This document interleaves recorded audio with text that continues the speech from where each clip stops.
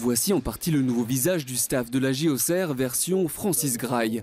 Avec un changement de casquette pour Cédric Dory, l'entraîneur arrivé en cours de saison endossera un nouveau rôle dès la saison prochaine, celui de directeur sportif. Et son entente avec Francis Gillot, son successeur sur le banc, est déjà lancée sur de bons rails.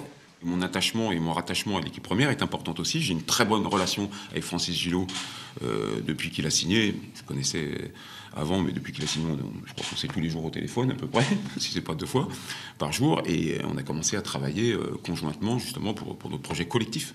Autre changement, le retour aux sources de Bernard David.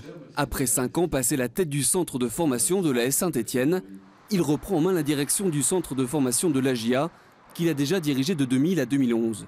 Convaincu par le projet des actionnaires chinois d'axer leurs priorités sur la formation, il tentera de mettre à profit son expérience stéphanoise. J'ai beaucoup mûri, j'ai beaucoup appris, j'ai beaucoup voyagé, donc ça a permis de m'enrichir beaucoup. Et j'ai vu une autre culture, une autre philosophie. Bon, on n'est pas toujours d'accord, donc c'est aussi pour ça que je suis là, parce que je pense qu'il y a beaucoup à faire. Et je répète, le centre de formation de l'AGIA, et je confirme, est un des plus gros et un des plus motivants de l'Hexagone.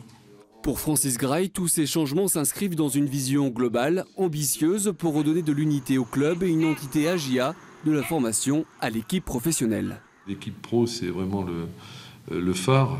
Quand je disais que nos amis, nos investisseurs souhaitaient investir sur le centre de formation, ils n'oublient pas le groupe pro, qui pour eux, c'est quand même une évidence. Ils souhaitent le voir le plus vite possible en Ligue 1. En raison d'une opération médicale, le nouvel entraîneur Francis Gillot était absent aujourd'hui. Il sera présenté officiellement autour du 20 juin, date de reprise de l'entraînement du groupe professionnel.